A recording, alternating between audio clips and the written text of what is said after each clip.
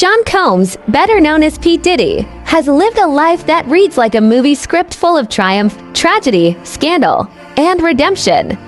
From humble beginnings, he clawed his way to the top of the music industry and became a cultural icon, living a life that blended ambition with extravagance, excess, and ultimately a deep, complex humanity. Sean Combs was born on November 4, 1969, in Harlem, New York, a place where dreams are often born but rarely fulfilled. His father, Melvin Combs, was associated with the drug trade, and when Sean was just 3 years old, Melvin was tragically killed in a drive-by shooting.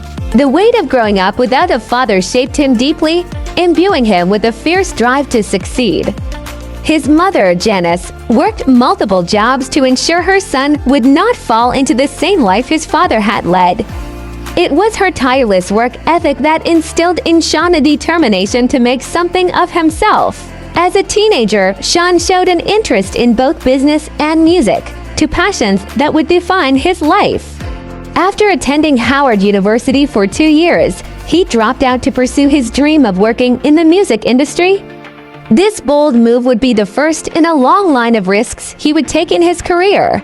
In the early 1990s, Combs landed a job as an intern at Uptown Records, a prominent hip-hop label. He quickly made a name for himself with his relentless work ethic and visionary ideas, eventually earning a spot as a talent director. But it wasn't long before his ambitions grew too large for Uptown. In 1993, he was fired, and many saw it as the end of his burgeoning career. For Sean, however, it was just the beginning. With a hunger sharpened by adversity, he founded Bad Boy Records later that year. His first major signing was the late Christopher Wallace, better known as the Notorious B.I.G. or Biggie Smalls. With the success of Biggie's debut album Ready to Die in 1994, Bad Boy Records became one of the hottest labels in hip-hop, and Sean Combs, now known as Puff Daddy, was on his way to superstardom. He became a mogul overnight, producing chart-topping hits, discovering talent, and orchestrating a musical revolution. Yet, with success came the dark side of fame. The East Coast-West Coast feud that engulfed hip-hop in the mid-90s turned deadly, with Tupac Shakur being murdered in 1996 and Biggie following suit just 6 months later in 1997. The loss of Biggie hit Puff Daddy hard, and though he had already achieved massive success, it came with a price. He later admitted to being haunted by the violence and deaths that surrounded the industry he loved. As Diddy's star rose, so did the scandals that followed him. Perhaps the most infamous was the 1999 nightclub shooting in New York City, which involved him and then-girlfriend Jennifer Lopez. The altercation left 3 people injured, and Diddy was charged with bribery and possession of a firearm.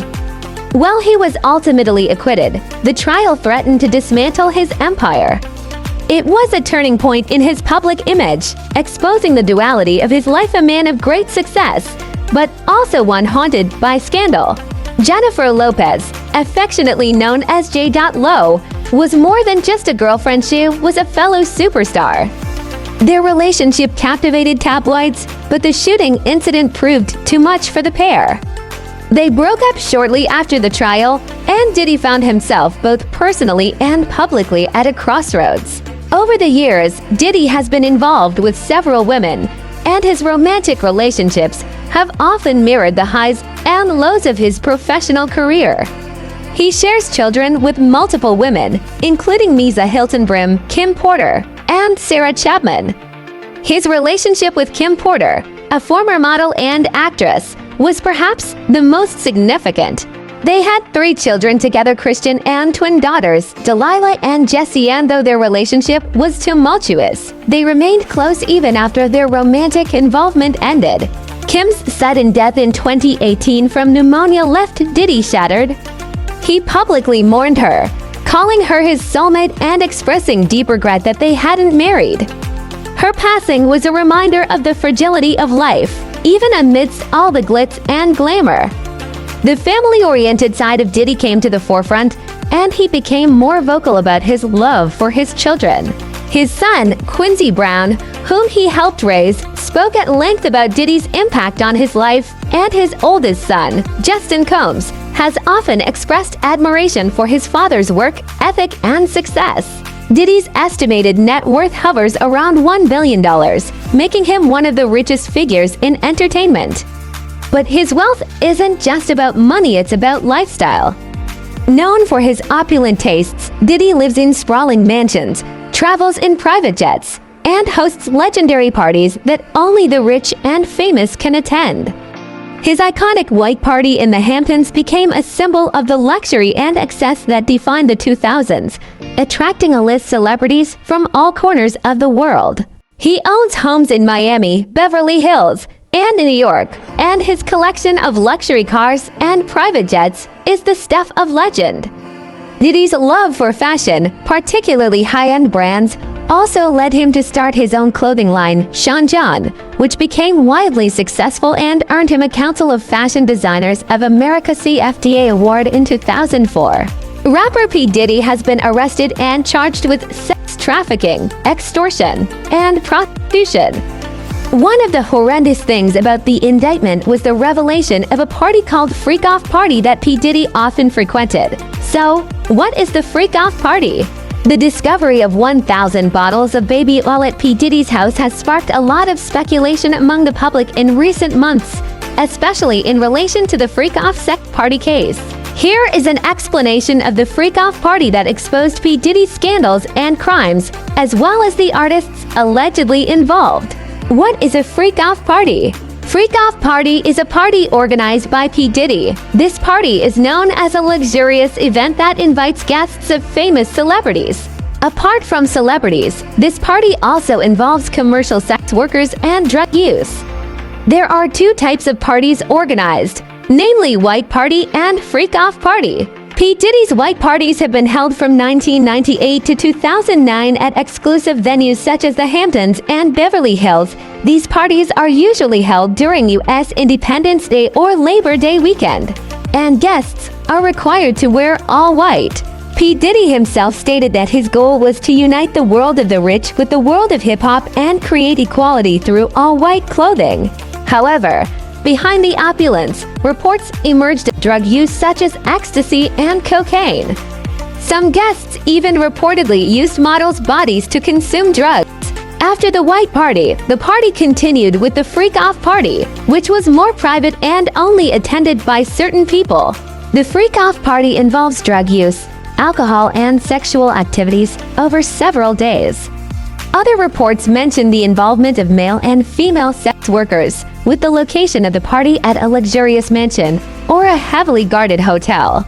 In the criminal indictment against Diddy, he is accused of forcing several people to have sexual intercourse with male and female sex workers, often under the threat or influence of drugs. Other participants witnessed and sometimes recorded the events. Freak Off parties are described as sex parties that take place over several days with the support of cleaners and health workers. The party involved the use of drugs as well as medical drugs to support excessive sexual acts. Diddy is also accused of using video footage as a tool to threaten victims. The case dates back to November 2023, when Cassandra Ventura, or Cassie, P. Diddy's ex-girlfriend, sued him for sexual assault. Cassie claimed that Diddy gave her drugs to lower her consciousness. Diddy also often forced Cassie to have sex and threatened her if she didn't want to have sex with a male sex worker that Diddy had hired.